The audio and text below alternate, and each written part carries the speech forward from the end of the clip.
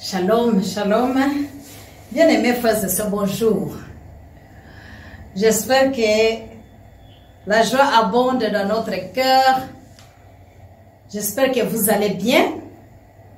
Et votre présence nous édifie, nous encourage aussi pour servir le Seigneur. Nous disons merci, n'est-ce pas, pour la vie à notre Dieu premièrement. Nous disons aussi merci pour l'opportunité qu'il nous donne pour continuer toujours à les servir. Et nous disons aussi merci au Saint-Esprit qui nous aide et qui a mis à cœur que pendant ce temps de prière, de jeûne et de prière, nous puissions vraiment parler du Saint-Esprit. Nous vous disons aussi merci parce que le fait que vous êtes là, le fait que vous suivez, que le Saint-Esprit vous touche, ouvre votre esprit et le souhait de mon cœur que pendant que nous allons prier, que chacun de nous soit baptisé par le Saint-Esprit. Alors, notre thème, pendant ce temps de jeûne de 3 jours, nous allons parler le baptême du Saint-Esprit. Je vais aborder l'expression baptême du Saint-Esprit. Je vais parler de la signification du baptême du Saint-Esprit. Je vais parler de la conséquence des événements, n'est-ce pas, lors du baptême du Saint-Esprit. Je vais parler des signes accompagnant le baptême du Saint-Esprit. Et enfin, je vais parler aussi de la plénitude du Saint-Esprit. Et plus ou moins, je pense, 5 points.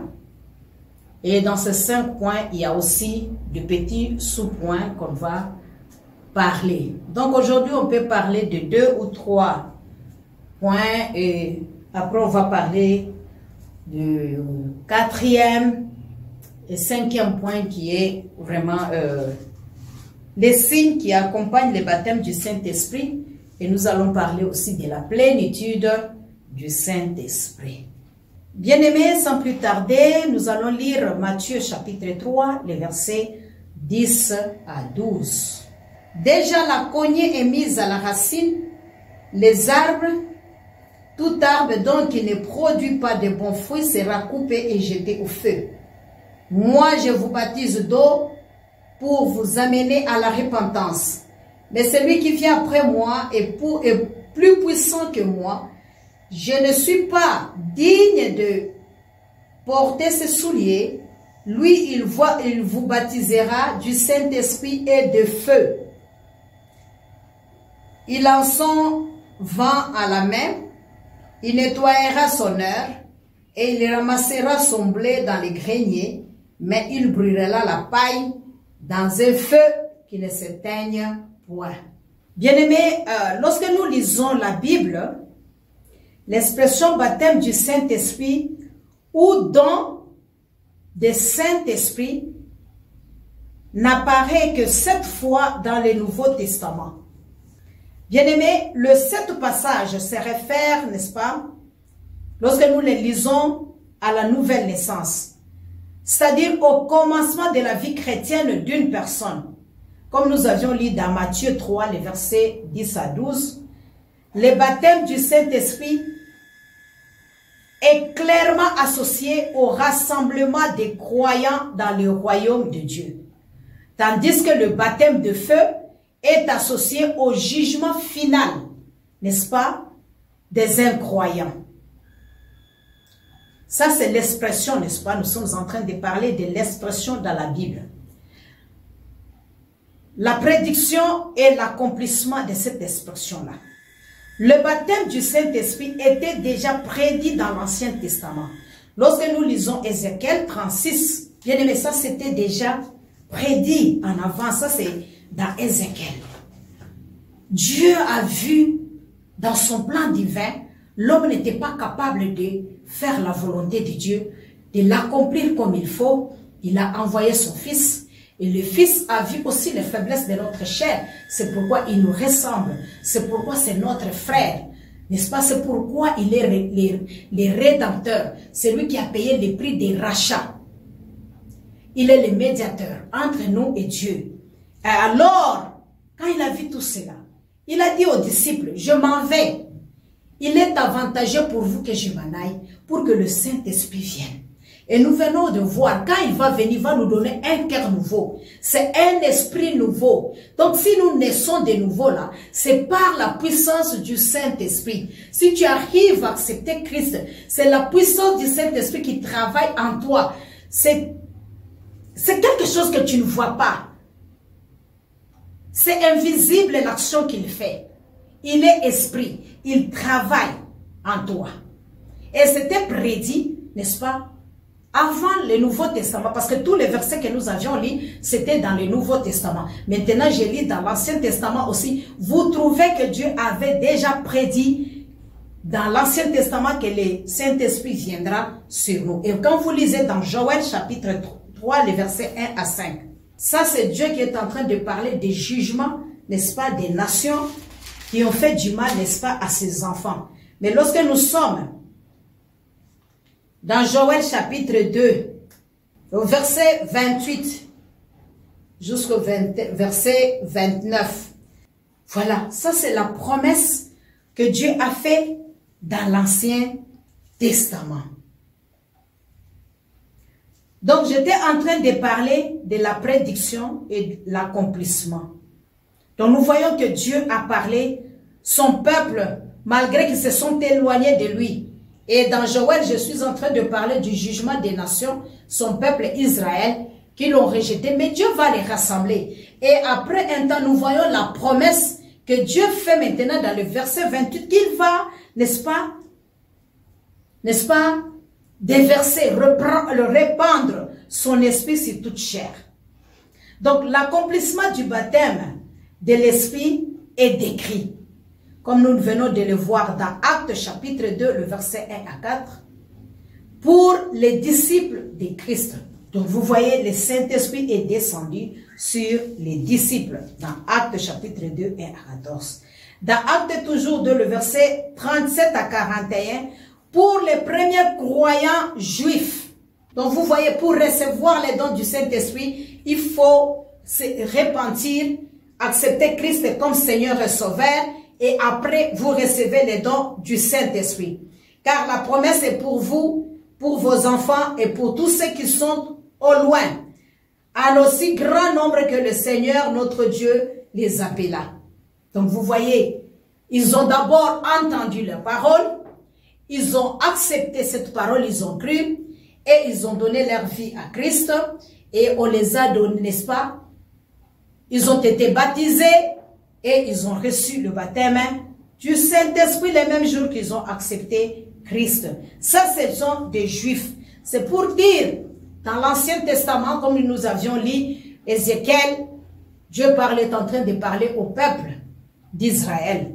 Dans Joël, Dieu parle du peuple d'Israël et de toutes les nations. Et nous venons de voir par les Écritures qu'il y a eu des disciples, n'est-ce pas, qui ont reçu le Saint-Esprit. Il y a eu les croyants juifs qui ont reçu le Saint-Esprit. Lorsque vous lisez aussi Actes 8, 12 à 17, ou bien, et Acte 1 aussi, le verset 8b, vous allez voir que le premier chrétien samaritain ont reçu aussi le Saint-Esprit. Lorsque vous lisez Actes 10, 34, 48, n'est-ce pas? Acte toujours 8, Acte 1, verset 8c, Acte 11, 14 à 18, Acte 15, 7 à 11, pour les premiers croyants païens, n'est-ce pas? Donc nous voyons que le Saint-Esprit est descendu, 1 aux disciples, 2 aux croyants juifs, 3 aux croyants samaritains, 4 aux croyants, n'est-ce pas, le premier croyant païen. Ils ont reçu le Saint-Esprit. Je suis dans l'expression, n'est-ce pas, dans la Bible du baptême du Saint-Esprit. Après la fondation de l'Église parmi les Juifs, les demi-Juifs, comme nous disons les Samaritains, et les non-Juifs que nous appelons les païens, quiconque, n'est-ce pas, entend l'Évangile reçoit le Saint-Esprit. Lorsque nous lisons Actes chapitre 2, 38 à 39, c'est-à-dire, il est baptisé du Saint-Esprit. Et 1 Corinthiens 12, 13 nous parle d'être scellé du Saint-Esprit. Éphésiens 1, 13, 14. Nous voyons, on a été scellé du Saint-Esprit.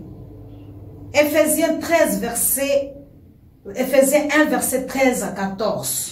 Nous sommes scellés du Saint-Esprit. C'est-à-dire, aujourd'hui, toi et moi, si nous entendons l'évangile, si nous croyons, bien-aimés, nous allons être scellés du Saint-Esprit que nous avions entendu, n'est-ce pas, qui avait été promis. C'est un gage pour les chrétiens. Si tu n'as pas ça, c'est très important de chercher cela. Alors, nous disons, lorsqu'on est né de nouveau, régénéré par le Saint-Esprit, qui nous met, n'est-ce pas, au monde spirituellement, si je peux dire dans des termes terre à terre, lorsqu'on parle de régénérer. Donc, c'est le Saint-Esprit qui nous engendre en Christ Jésus. Tite 3, verset 5. Qu'il a répandu sur nous avec abondance par Jésus-Christ notre Sauveur, afin que, justifiés par sa grâce, nous devenions, en espérant, héritiers de la vie éternelle. Cette identité-là, héritier, et la vie éternelle que nous avons, c'est parce que l'Esprit de Dieu nous a régénérés, nous sommes nés, nous sommes baptisés par le Saint-Esprit. Point 2. La signification du baptême du Saint-Esprit. Là, vous venez de comprendre que le Saint-Esprit, les Juifs ont reçu, les non-Juifs ont reçu, les païens ont reçu, de nos jours aussi, on peut les recevoir et les gens l'ont reçu déjà, encore. Donc, ce n'est pas pour une catégorie de personnes ou de groupes de gens, ou ethniques, ou raciales, n'est-ce pas? Ou l'espace déterminé géographiquement. Non, c'est pour nous tous. Il suffit de croire à la parole qu'on t'a annoncée et de les désirer. Le Saint-Esprit lui-même, il fait déjà le travail. Il viendra t'aider à naître de nouveau. Et quand tu nais de nouveau, tu as ces gages-là, tu as ces sceaux-là, tu es scellé. Et c'est ce qui te différencie, n'est-ce pas? Et qui fait, n'est-ce pas, de toi enfant de Dieu, n'est-ce pas? Et tu as la vie éternelle. Signification du baptême du Saint-Esprit. La Bible se sert de différentes expressions pour décrire l'effusion du Saint-Esprit les jours de la Pentecôte. Comme nous avions lu avant, dans Actes, qu'ils étaient dans une chambre haute, 120 personnes en train de prier, en attendant la promesse du Saint-Esprit que Jésus-Christ les a dit, restez d'abord à Jérusalem jusqu'à ce que l'Esprit descendra sur vous. Pour que vous soyez, n'est-ce pas, pour que vous ayez la capacité, vous ayez la force d'être mes témoins. Alors, nous voyons que la Bible, l'expression utilise, n'est-ce pas, sert différentes expressions pour décrire, n'est-ce pas, l'effusion du Saint-Esprit. La Bible dit, le Saint-Esprit a été répandu sur les gens qui ont commencé à croire. Dans Acte 2, verset 17 et le verset, vous sautez, vous lisez 33, tout comme Acte 10, le verset 45. Et Tite, nous venons de lire 3, le verset 6, nous venons de lire cela déjà. Qui répandit sur nous avec abondance par Christ Jésus, notre Sauveur, n'est-ce pas, le Saint-Esprit. Le baptême de régénération et le renouvellement du Saint-Esprit qu'il a répandu sur nous avec abondance. Donc, le Saint-Esprit est répandu. Ça, c'est le terme qu'on utilise. Le Saint-Esprit est descendu sur les gens qui ont commencé à croire. Je suis dans Acte 10, 44. Donc, nous avons les termes descendus. Premièrement, nous avons les termes répandus. Et deuxièmement, les termes descendus. Troisièmement, ceux qui commencèrent à croire ont reçu le Saint-Esprit. Je suis toujours dans Acte 10, 47. Alors Pierre dit, peut-on refuser d'eau du baptême à ceux qui ont reçu le Saint-Esprit aussi bien que nous? Ça, c'est le troisième terme qu'on utilise toujours pour le baptême du Saint-Esprit. Premièrement, répandu. Deuxièmement, descendu. Troisièmement, n'est-ce pas, nous venons de voir, reçu. Quatrièmement, a été donné. Cinquièmement, le baptême de l'Esprit Saint. Je suis dans Acte 11, le verset 16. Ça, c'est le quatrième terme, hein, n'est-ce pas? Répandu, descendu, donné, reçu, n'est-ce pas? Et baptisé, cinquième terme. Sixième terme, elle est également appelée le sceau du Saint-Esprit. Ephésiens 1, verset 13. Vous pouvez trouver ça aussi dans 2 Corinthiens, chapitre 1, verset 21 à 22. Ces différentes expressions signifient tout simplement la même chose. Est-ce que vous m'écoutez, les enfants de Dieu? Ça signifie la même chose. Quand on dit le Saint-Esprit a été répandu sur les gens qui ont cru. Quand on dit le Saint-Esprit est descendu sur les gens qui ont commencé à croire. Quand on dit le Saint-Esprit a été donné aux gens qui ont commencé à croire. Quand on dit le Saint-Esprit a commencé à croire, ont reçu ceux qui ont commencé à croire ont reçu le Saint-Esprit, n'est-ce pas, dans Acte 10, 47. Lorsqu'on dit les œuvres, cette œuvre a été appelée le baptême d'Esprit Saint, dans Acte 11, 16. On dit également a été appelé le baptême du Saint-Esprit, le sceau du Saint-Esprit. Donc, 7 points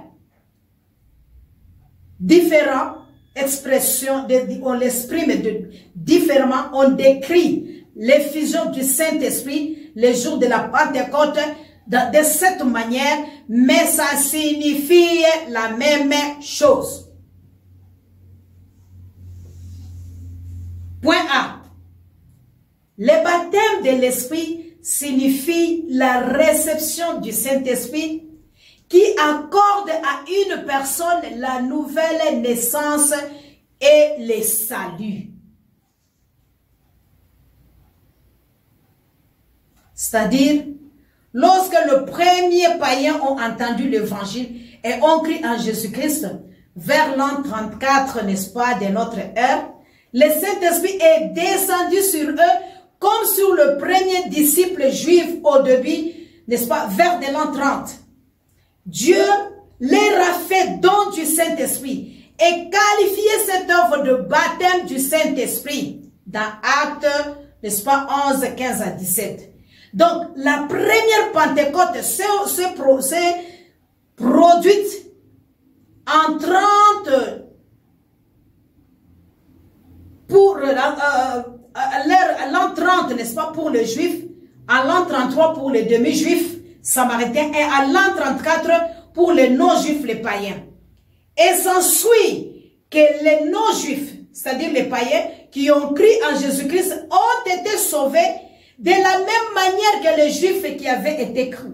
N'est-ce pas, dans Acte 2, verset 18, Acte 21, 18 à 21, je pense, et Acte 11, 14, n'est-ce pas, 15, on peut lire aussi Acte 11 si on veut, Romains 10, verset 12 à 13, et Éphésiens 1 à 13.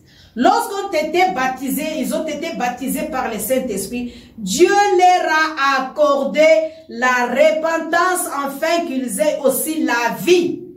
Dans Acte 11, verset 18. Bien-aimé, Christ n'est pas seulement pour le juif, pour ceux-là qui disent, oui, vous suivez la religion juive. Nous ne sommes pas dans la religion juive. Christ est venu aussi pour nous. Et il nous a donné aussi l'opportunité, l'occasion. Quand bien même il est venu premièrement pour eux, mais l'opportunité nous est aussi donnée en tant que païens. La porte nous a été aussi ouverte par la puissance du Saint-Esprit. Donc nous avions été aussi, n'est-ce pas, nous avions reçu le salut et nous avions reçu aussi, n'est-ce pas, la vie. On nous a accordé la repentance afin qu'ils aient la vie. Et il a purifié les cœurs, n'est-ce pas, selon Acte 15, verset 9, cette expression bien-aimée, tout ce que nous venons de lire correspond tout simplement à la nouvelle naissance. Bien avant ces événements, Jésus lui-même avait enseigné que ceux qui croiraient en lui sont régénérés par le Saint-Esprit. N'est-ce pas, nous avons lu Jean, chapitre 1, verset 12 et 13. Waouh! C'est-à-dire, entrer dans l'église ne suffit pas. Chanter, prier ne suffit pas. Il faut avoir, n'est-ce pas, être régénéré par l'esprit. C'est pourquoi il faut chercher, se poser des questions. Comment est-il entré dans l'église? Tu es venu parce qu'on t'a invité. Est-ce qu'on t'a présenté Christ? Est-ce qu'on t'a parlé de Jésus? Et si on t'a parlé de Jésus-Christ, est-ce que tu as reçu le Saint-Esprit? Si tu n'as pas encore reçu le Saint-Esprit, bien-aimé, pendant ce temps que nous sommes en prière, je t'en supplie. Je t'en supplie, ne demande pas autre chose. Invite le Saint-Esprit. Dis-lui, je te cherche. Manifeste-toi dans ma vie. Je suis chrétienne depuis longtemps, mais j'ai une vie qui est vraiment... Je sens la sécheresse en moi parce que le Saint-Esprit n'est pas là. J'ai besoin de mener une vie avec toi parce que c'est lui, c'est Jésus qui répond. En vérité, je te le dis, si un homme est né d'eau et d'esprit, il ne peut entrer dans le royaume de Dieu. Ce qui est né de la chair est chair et ce qui est né de l'esprit est esprit. Ne t'étonne pas que je n'ai dit. Il faut que vous naissiez de nouveau. Le vent souffle où il veut et tu entends le bruit, mais tu ne sais d'où il vient ni où il va. Il en est ainsi de tous les hommes qui est né de l'esprit. Ceux qui sont nés de l'esprit et esprit. Ceux qui ne sont nés de l'esprit, c'est ceux-là les chrétiens. Ceux qui sont nés de l'esprit, c'est ceux-là les enfants de Dieu. Ceux qui sont nés de l'esprit, c'est eux qui vont entrer dans le royaume des cieux, bien-aimés. Ne perds pas le temps. Ne perds pas le temps, bien-aimé, à servir Dieu sans que tu puisses les rencontrer, sans que tu puisses donner ta vie, sans que tu sois régénéré par l'esprit. Bien-aimé, c'est vrai, les gens t'ont amené, mais tu n'as pas entendu l'évangile, tu n'as pas encore confessé Christ comme Seigneur et Sauveur, tu ne l'as pas encore invité dans ta vie, bien-aimé. Cherche d'abord à faire cela. Laisse les titres, laisse la connaissance, laisse tout ce que tu fais. Bien-aimé, cherche, bien-aimé, pendant que nous sommes en prière. Viens, si tu n'as pas encore rencontré Christ, bien-aimé, on va te présenter l'évangile. Tu vas les recevoir. Le Saint-Esprit tu seras scellé. Et si tu es déjà scellé, maintenant, tu vas attendre la manifestation de l'Esprit. Bien-aimé, c'est cela. Ceux qui croient sont régénérés par l'Esprit, selon Jean 1, verset 12 à 13 et Jean 3, verset 3 à 8, ont la vie éternelle. C'est ce que Jean 3, 16 nous dit. Car Dieu a tant aimé le monde qu'il a donné son Fils unique, afin que quiconque croit ne périsse point, mais qu'il ait la vie éternelle. Donc, c'est-à-dire ceux qui sont régénérés par esprit, ils vont entrer dans le royaume de Dieu, selon Jean 3, 8. N'est-ce pas, Jean 3, 3, 8.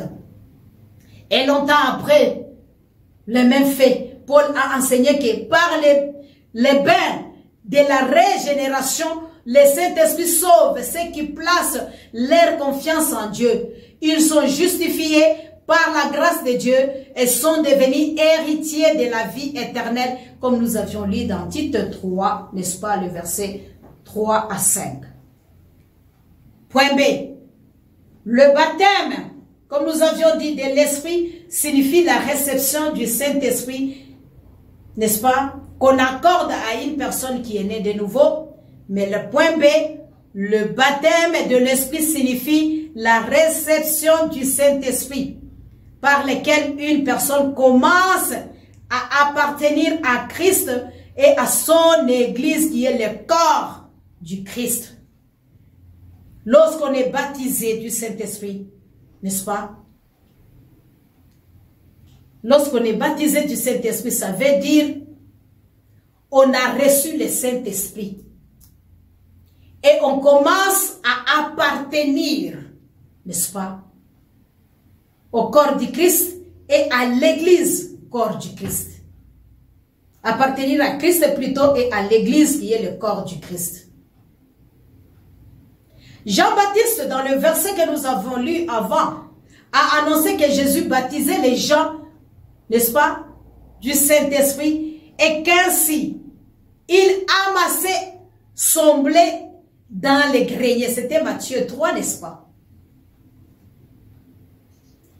26 ans après la Pentecôte, Paul a écrit aux Juifs et aux païens qui formaient l'église de Corinthe que le Saint-Esprit n'avait pas baptisé seulement un groupe d'élus, mais que nous avons tous été baptisés dans un esprit, dans un même esprit, dans un seul esprit, n'est-ce pas, pour former un corps, le corps du Christ. Donc nous voyons au sein de l'église, le corps du Christ, n'est-ce pas, reçoit le Saint-Esprit et aussi présent dans les chrétiens, n'est-ce pas, que Christ. Donc le Saint-Esprit est dans la vie du chrétien, reste dans la vie du chrétien que Christ.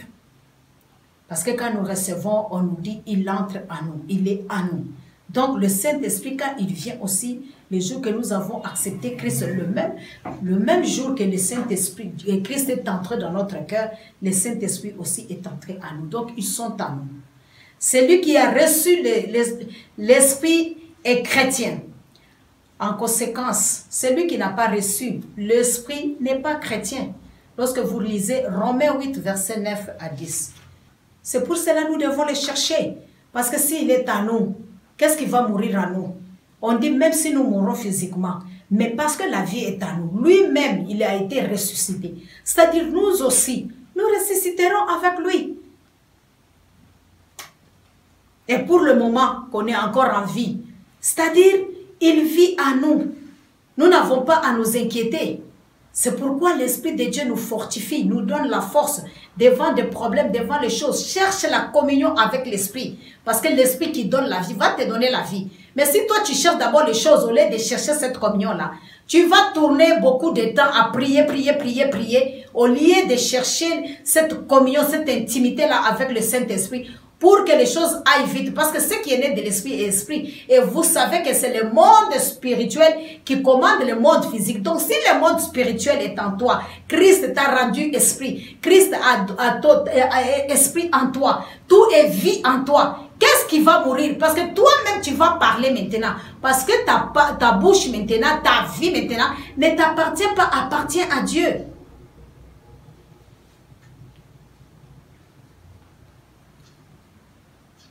Oui, comme je le disais, le Saint-Esprit applique aux croyants l'œuvre accomplie par Christ. Au fil du temps, il apparaît que le Saint-Esprit a communiqué maintenant les dons spirituels aux chrétiens qui doivent le mettre maintenant au service des autres chrétiens. N'est-ce pas? Lorsque vous lisez 1 Pierre 4, verset 10 à 11.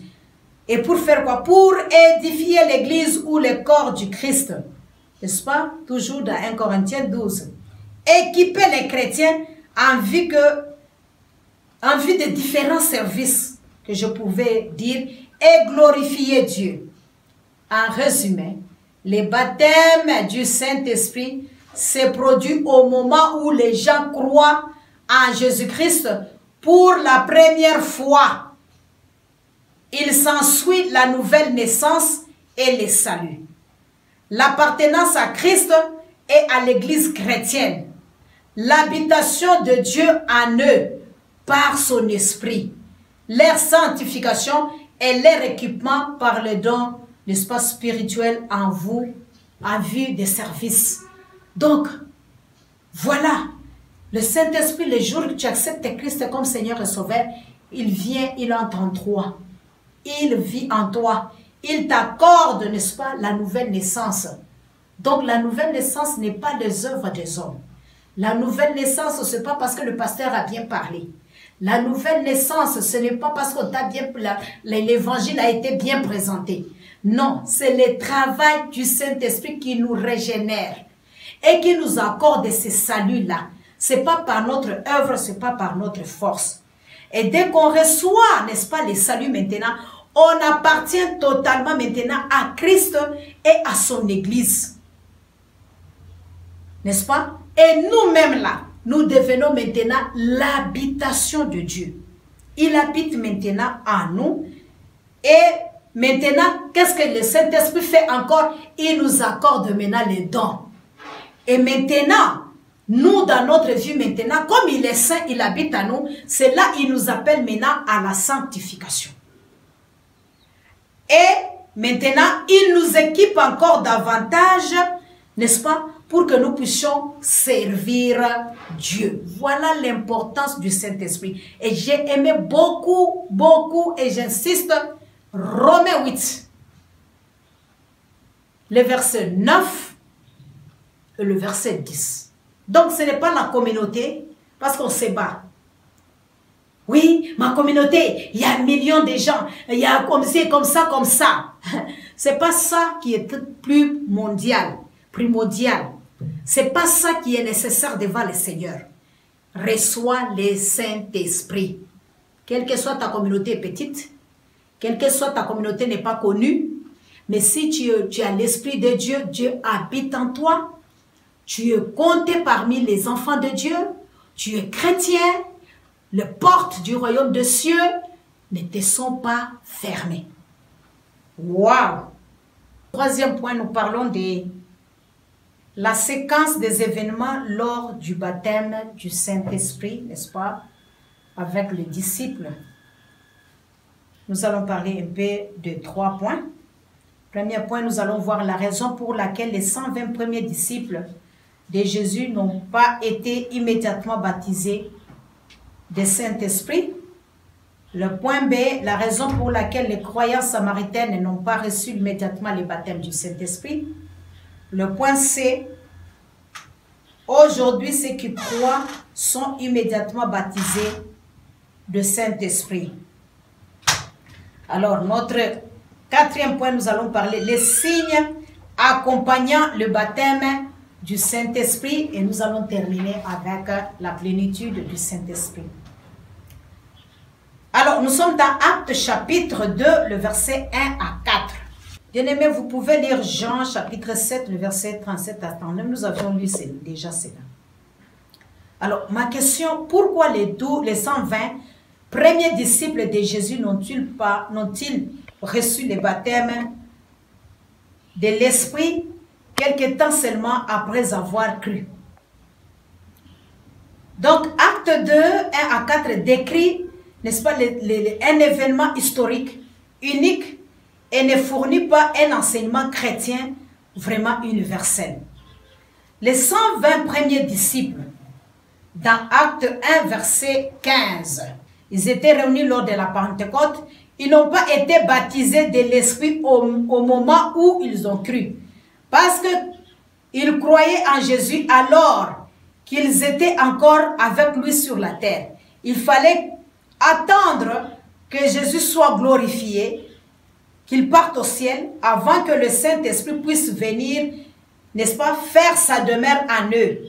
Ils devaient attendre, n'est-ce pas, que Jésus-Christ soit crucifié, ressuscité, monté au ciel et accéder au trône céleste avant de recevoir le baptême du Saint-Esprit, n'est-ce pas, qu'il est Esprit de Christ. Jean 7, 37, 39. Voilà la raison pour laquelle ils n'ont pas, les 120, reçu, ou bien les disciples ou les apôtres n'ont pas reçu le même jour, n'est-ce pas, le Saint-Esprit quand ils étaient avec Christ, parce que Christ était avec eux sur la terre, il n'était pas encore glorifié. Ça, c'est la première raison. Je fais référence à la Pentecôte à venir, l'infusion du Saint-Esprit sur les 120 premiers disciples, ainsi que l'habitation de l'Esprit en eux sont donc intervenus après la mort, la résurrection, l'ascension et le couronnement de Jésus-Christ. Cet événement était une partie unique de l'histoire divine du salut de l'humanité et correspond donc à une situation historique unique aussi. Il ne faut donc pas, n'est-ce pas, s'appuyer aujourd'hui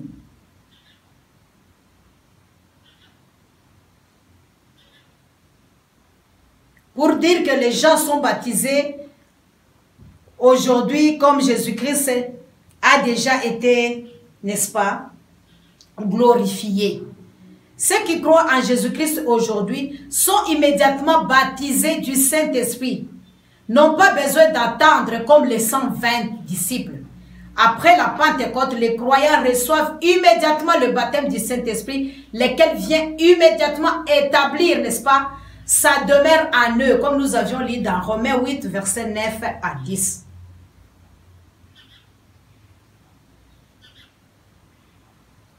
Ça enseigne clairement que celui qui n'a pas l'Esprit de Dieu n'est pas de Dieu. Donc, voilà pourquoi il est impossible de se séparer, n'est-ce pas, des expressions qui consistent plutôt à croire en Jésus-Christ et recevoir, ou à recevoir Jésus-Christ selon Jean 1, verset 12. Les expressions qui consistent à recevoir le Saint-Esprit, Jean 1, verset 13 aussi, n'est-ce pas? Les chrétiens croient à un seul Dieu, le Père, le Fils et le Saint-Esprit. Ce Dieu unique ne se reçoit en pièces détachées. Il ne se reçoit pas en pièces détachées. Je voudrais tout simplement dire que les Écritures sont claires.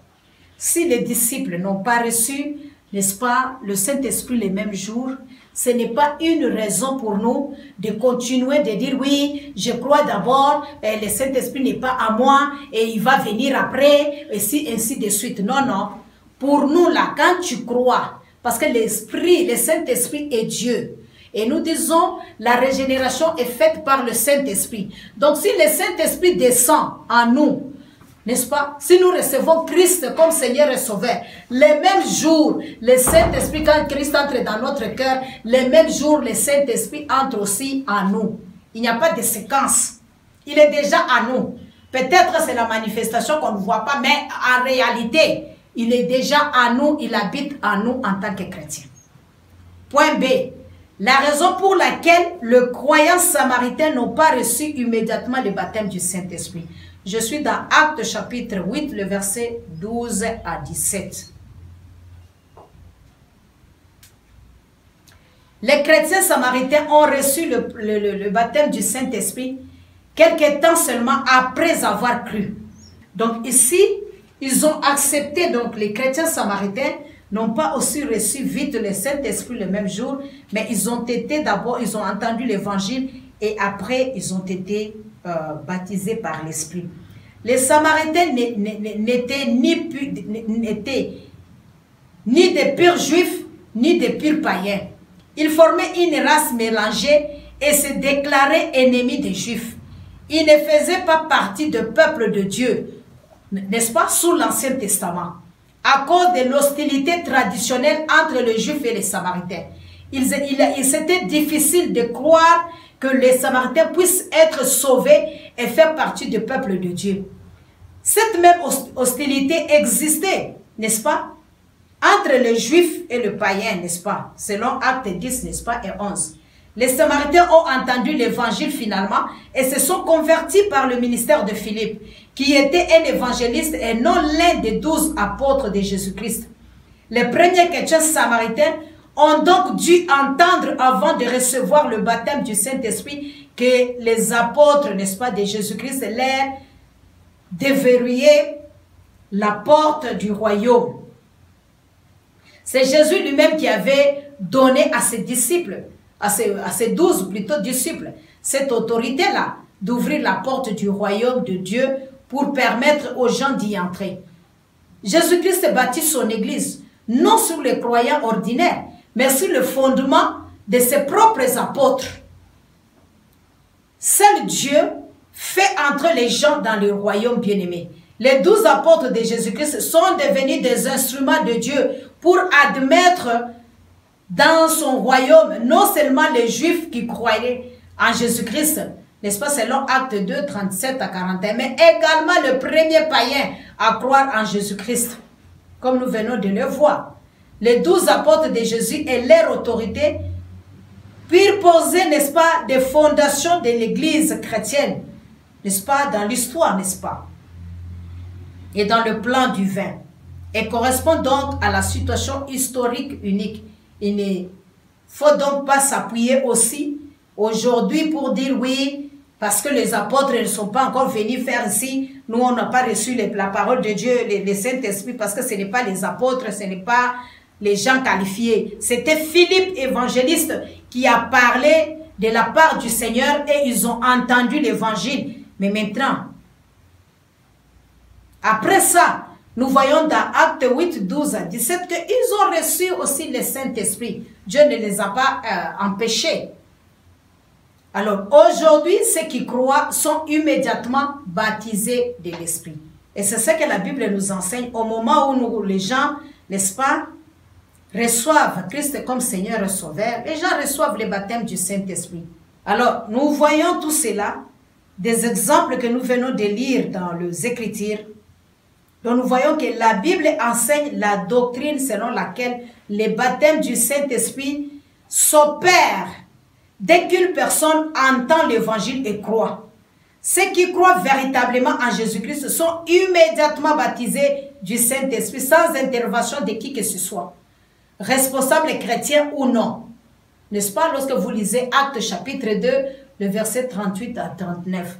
Aujourd'hui, on a des techniques. Moi, je n'ai pas de techniques à vous dire. Il y a des gens. Répétez, répétez. Vous êtes là. Vous allez recevoir même des démons. Répétez. C'est l'œuvre du Saint-Esprit lui-même qui fait. Vous êtes là. Répétez les langues. Vous répétez des langues que vous ne savez même pas. C'est votre problème. Oh, mettez les mains en l'air. Vous mettez les mains en l'air pour que le Saint-Esprit descende. Oh, tournez la tête en bas. À gauche, à droite. Vous faites des techniques, ce n'est pas des techniques. Quand on reçoit d'un cœur sincère, la puissance de Dieu lui-même va descendre. Va descendre. Et si tu ne l'as pas, cherche davantage.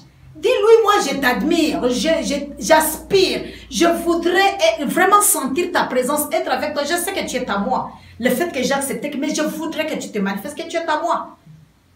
Mais si tu es là, hein, tu ne veux pas, tu suis les choses qu'on vous dit là, comme vous aimez trop de prophètes, trop de choses comme ça, vous ne lisez pas les Écritures, vous aimez qu'on vous dise, répétez. Tu répètes la langue, tu ne sais pas si c'est la langue des démons, tu répètes des choses. C'est démoniaque même, moi je te dis. En tout cas, excusez-moi, hein, les hommes de Dieu, excusez-moi, moi je suis en train de parler, c'est que moi j'ai compris dans les Écritures. Si je n'ai pas compris là, les jours que l'Esprit me révélera, gloire à Dieu, je vais changer mon langage. Mais pardonnez-moi, parce que moi je comprends que le Saint-Esprit c'est lui-même qui fait son œuvre. Il n'y a personne qui l'invite, qui dit fais dans telle personne. Les hommes de Dieu, s'ils sont là, c'est juste pour imposer les mains. Mais c'est ce que nous venons de lire dans les Écritures, que les Philippe ont imposé les mains. Ce n'est pas quelque chose seulement d'extraordinaire de mettre aux gens les versets, prenez les paroles des Grecs, les paroles d'Hébreu, les paroles, je ne sais pas, araméens, tout ce qui est dans la Bible, vous prenez, vous commencez,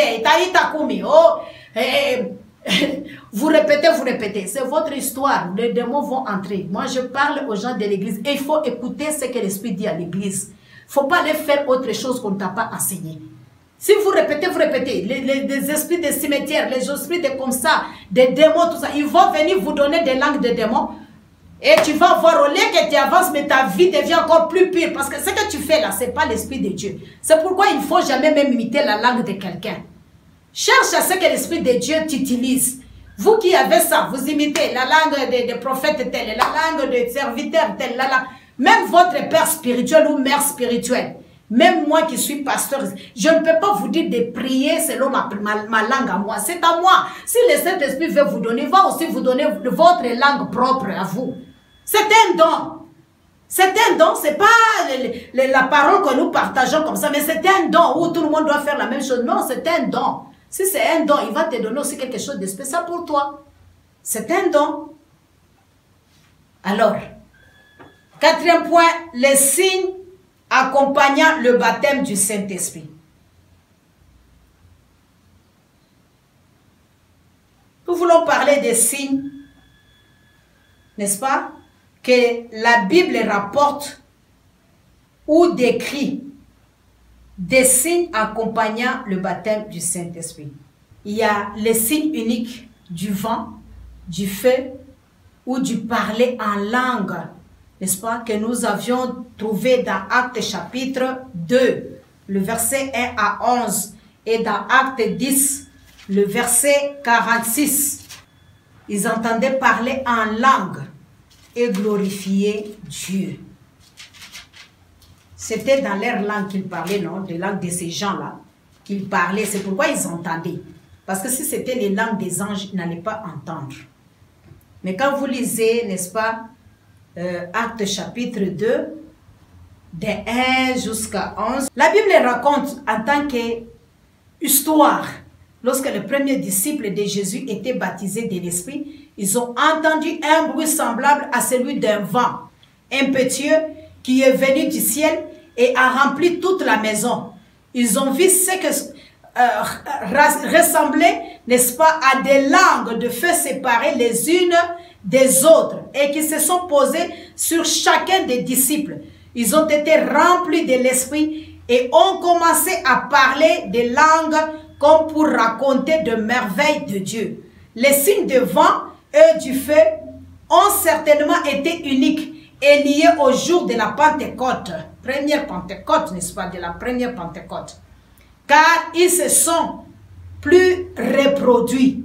Les parler en d'autres langues connues dans le monde peut se reproduire aujourd'hui. Mais la Bible n'enseigne pas qui se manifeste ou qui devra se manifester. Le parler en langue connue, langue d'homme, était certainement différent de parler en langue, les langues des anges, qui se pratiquent dans les églises, n'est-ce pas, des Corinthes, n'est-ce pas, 1 Corinthiens chapitre 13, le verset 1. Deuxièmement, les signes qui rapportent, n'est-ce pas, le baptême du Saint-Esprit ou qui accompagnent, ou bien les signes lors du baptême du Saint-Esprit, ça amène à l'existence des communautés chrétiennes, n'est-ce pas? En tant que partie de l'histoire, n'est-ce pas? Nous voyons que quand Jésus a été baptisé de l'Esprit en ce même jour, n'est-ce pas? Le jour qu'il a reçu le Saint-Esprit, quand il était baptisé, les gens se sont attachés à son enseignement. Et aussi, quand les disciples ont reçu le baptême, nous voyons aussi l'apôtre, n'est-ce pas, Pierre, quand il parlait là, les gens se sont, n'est-ce pas, attachés à son enseignement. La communauté fraternelle, la fraction de pain et de prières, n'est-ce pas, ont commencé depuis ces jours-là. Bref, ils ont formé une assemblée qui fonctionne normalement. Alors, troisième point, les signes de parler en langue s'accomplissaient, étaient toujours accompagnés, n'est-ce pas? Les signes au sujet du baptême du Saint-Esprit, j'allais dire, étaient toujours accompagnés du baptême de l'Esprit. La Bible enseigne que toute histoire personnelle du salut des chrétiens, la manifestation visible du Saint-Esprit dans la vie après le baptême, n'est-ce pas, de l'Esprit, devrait accompagner ces trois signes clairs. Il devait appartenir au corps du Christ, c'est-à-dire à une assemblée qui fonctionne normalement. Il devait mettre à mort les œuvres, n'est-ce pas, de la nature pécheresse et porter le fruit de l'Esprit, surtout l'amour. Là, nous pouvons voir dans Galates 5, le verset 22, n'est-ce pas, à 23. Et nous pouvons lire aussi 1 Corinthiens 12, 12 à 27, n'est-ce pas? Alors, troisièmement, il devait servir Christ à exercer les dons spirituels que le Saint-Esprit lui a donnés. Les parties doctrinales de la Bible n'enseignent pas à quel moment ces dons spirituels se manifesteront dans la vie du chrétien. Cela dépend de son développement spirituel vers la maturité et la consécration au service de l'Église chrétienne. Vous voyez pourquoi j'ai dit quand quelqu'un a reçu le Saint-Esprit, il ne peut pas vraiment rester isolé. Il ne peut pas abandonner la foi, malgré la souffrance. Je vous ai donné les exemples de nous-mêmes. Comment est-ce que nos parents nous refusaient parce qu'ils étaient des chrétiens catholiques, n'est-ce pas? Et puis ils sont devenus des pasteurs protestants. Ils ne voulaient pas, ils nous disaient, tu pars là-bas, je te renie. Tu ne seras pas mon enfant. Tu ne vas pas rentrer ici manger. Mais parce que le feu brûle à nous, on se cachait toujours, on se glisse, on part. On prie, on respecte l'heure de parents, tu es là comme si tu n'as rien fait. Parce que l'Esprit de Dieu est en toi, il ne peut pas vraiment, tu ne peux pas abandonner. Tu acceptes de souffrir, même si on te dit tu ne vas pas manger, tu es content parce que demain, quand il y a prière là, toi tu pars encore. C'est pas la nourriture qui va t'arrêter. Et j'ai compris ce que la Bible dit dans Romains 8, qui nous séparera de l'amour de Christ. Et quand tu as goûté à cet amour-là, tu ne peux pas abandonner. Et je vous ai dit encore, le don du Saint-Esprit là, si tu as reçu le Saint-Esprit là, tu as un don. C'est en exerçant dans l'église qu'on va découvrir que telle personne a tel don. Si tu refuses d'exercer, tu t'isoles, tu es toujours seul, ton don là ne va pas être développé et on ne peut pas imposer les mains sur toi pour prier pour que tout le monde puisse connaître que tu as ces dons là. Il faut l'exercer. C'est pourquoi je vous dis, des fois quand on vous dit des choses, vous vous énervez pour rien. Quand je dis tu as un don de prophétie, viens faire des prophéties dans l'église, vous vous refusez. Et quand vous êtes en dehors, et puis vous vous dites, ah non, Dieu m'a dit, Dieu m'a fait. Quand j'apprends ça, s'il faut te suspendre, on va te suspendre parce que ce que tu fais, ce n'est pas biblique. On te dit d'exercer dans l'église. C'est là où nous allons voir ce que tu prophétises. Si c'est vrai ou c'est faux, ou bien il y a des failles, on essaie de t'aider comment il faut faire. Mais non, non, tu es à côté, c'est là où tu envoies des messages aux gens. Dieu m'a révélé ceci, Dieu m'a révélé cela. Et quand le pasteur apprend, des fois quand vous faites des choses, quand quelqu'un agit, le pasteur prend des décisions sur des fidèles, vous le prenez pour un fou, ou bien une folle, ou bien trop méchant, ou bien trop sévère. Mais c'est pas ça, c'est parce que ce que tu fais là, c'est pas biblique. On te dit d'exercer dans l'église. C'est à ce moment-là que tu vas développer. Et un chrétien qui reçoit le Saint-Esprit reste à la maison, il ne prie pas, il ne suit pas les enseignements, il est comme ça. C'est quel esprit que tu as reçu? Il faut te poser des questions. C'est quel esprit que tu as reçu? Maintenant que tu entends les enseignements, je viens de te donner 3 points. Tu dois être à l'église. Tu dois appartenir d'abord à Christ. Tu dois être dans l'église, c'est là où tu exerces. Et c'est en exerçant que tu développes ce que Dieu a mis en toi. On dit il y a certaines dons ne se manifestent pas vite. Mais c'est le fait de s'y donner, de s'engager, de s'attacher, de servir, que tu vas maintenant au fur et à mesure découvrir ce qui est en toi. Parce que beaucoup souffrent. Je ne connais pas mon don. Mais fais quelque chose d'abord et commence à prier. Ça va se manifester. On vient de nous dire clairement ici, développer le spirituel vers la maturité, la consécration et le service.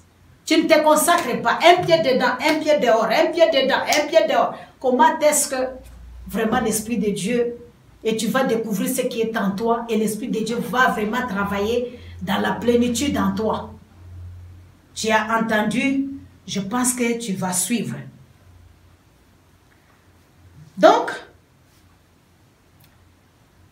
la plénitude du Saint-Esprit. Si le Saint-Esprit n'était qu'une puissance qu'une personne, si vraiment il est seulement une puissance, aucune personne vraiment ne peut porter cette puissance-là, n'est-ce pas? Cette mesure-là en lui seul vraiment. Le problème, parce que cette puissance-là, cette plénitude-là, cette grandeur-là, cette force-là, qui peut les contenir? Qui peut garder toute cette puissance-là s'il est seulement une puissance?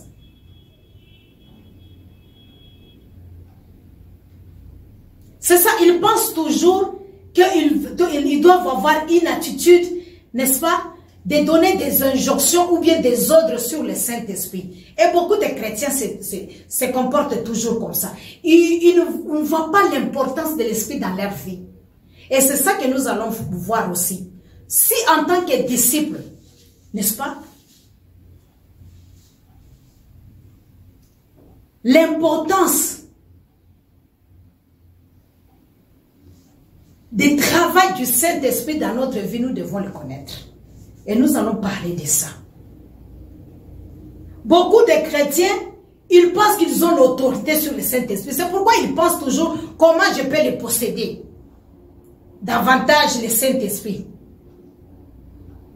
Posséder cette pouvoir-là, comme Simon le magicien. Vous avez vu, quand les disciples, Philippe a prié pour le païen là, pour recevoir le Saint-Esprit, il est venu avec son argent pour donner qu'on lui donne aussi la puissance. Et beaucoup de chrétiens pensent aussi toujours comme ça, que c'est du pouvoir, n'est-ce pas? Il veut s'accaparer de ça, avoir ça, dominer sur ça. Mais, comme le Saint-Esprit est une personne qui peut posséder les chrétiens, influencer dans une certaine mesure l'attitude dominante du chrétien à l'égard du Saint-Esprit, doit par contre être comment le Saint-Esprit peut-il posséder davantage le moi? Comment il peut me posséder? Comment il peut vraiment régner en moi, dominer en moi? C'est ça la bonne question et un bon démarche à faire pour chercher le Saint-Esprit. Comment il peut influencer ma vie? Parce que lorsque vous pensez que vous pouvez, n'est-ce pas, dominer sur lui ou bien le posséder, un être humain ne peut pas posséder, dominer Dieu. Tu ne peux pas. Tu ne peux pas. Tu ne peux pas posséder Dieu. Tu ne peux pas posséder Jésus-Christ ou le Saint-Esprit. Mais lui, il peut nous posséder. Saint-Esprit, il peut nous posséder. Jésus-Christ peut nous posséder davantage, n'est-ce pas? Il peut, si moi je le permets, n'est-ce pas, je lui donne tout mon être entier, il va le faire. Ma relation ou ta relation avec Dieu ou bien avec le Saint-Esprit n'est pas question de puissance ou de signes miraculeux. Parce que beaucoup de chrétiens, c'est ça. Quand je suis chrétien, j'ai le Saint-Esprit, je dois faire des miracles. Je dois faire des... Vous cherchez à créer, c'est là où vous allez vous trouver. Vous entrez dans des magies noires, dans des cabales, n'est-ce pas, dans des choses qu'il ne faut pas. Parce que vous pensez toujours que c'est une puissance, tu vas faire des miracles et toi, tu vas les faire. Il n'est pas question, bien-aimé, de puissance ou de signes de miracles. Désormais, renouvelez votre façon de penser et de voir. Mais c'est question de la manifestation de la Seigneurie de Jésus sur ma vie. Et ma soumission complète à cette Seigneurie-là. Par le Saint-Esprit qui habite en moi. Ma question, comment par le Saint-Esprit il peut, n'est-ce pas, je peux me soumettre à Dieu. Il peut me diriger. Il peut guider ma vie. Il peut remplir mon être. En tout cas, comment je vais tisser cette relation-là? Comment il peut dominer sur moi? Parce que s'il est sur toi maintenant, c'est à ce moment-là que tu peux faire ce qu'il t'a donné. N'est-ce pas? Ce que Dieu t'a donné depuis la fondation du monde comme œuvre. Donc ce n'est pas à toi de chercher le Saint-Esprit pour aller prouver aux païens comment tu as la puissance, comment tu as ceci ou tu as cela. Non. C'est l'Esprit qui est en Dieu, en toi. Si eux, le monde, n'est-ce pas, viennent t'attaquer, le Dieu qui est en toi va déployer maintenant cette puissance-là, il va faire. Mais de toi-même comme ça, c'est le miracle. Je voudrais prouver, hein, Amenez-moi les gens qui sont... Allons dans les cimetières, réveillons les morts. Ah, tu vas prier jusqu'au petit matin. Il ne faut pas se réveiller. Ce n'est pas que l'Esprit de Dieu n'est pas en toi. Parce que ta conception, ta façon de voir, ta façon de comprendre, tu comprends que le Saint-Esprit est une puissance. Et pour toi, comme c'est une puissance, c'est démonstration maintenant comme des catchers. Partout où tu es, tu veux démontrer que toi, tu es capable de taper, tu es capable de faire ceci. C'est pas ça. C'est lui qui se manifeste à nous par sa grandeur, par sa puissance, comme il veut. C'est lui qui nous domine et il nous guide. Ce n'est pas à nous de lui donner des ordres à faire ce que nous voulons, bien aimer. N'est-ce pas? À faire ce que nous aimons ou ce que nous voulons. Donc, bien aimé, nous allons parler après de cette plénitude-là. Et nous allons maintenant aussi voir maintenant avec le Saint-Esprit le principe pour devenir un disciple. Il nous fait quitter où pour nous amener où? Tout en se soumettant à l'Esprit de Dieu. C'est à ce moment-là que nous puissions marcher bien avec le Saint-Esprit et nous allons bien le comprendre. Que Dieu vous bénisse abondamment.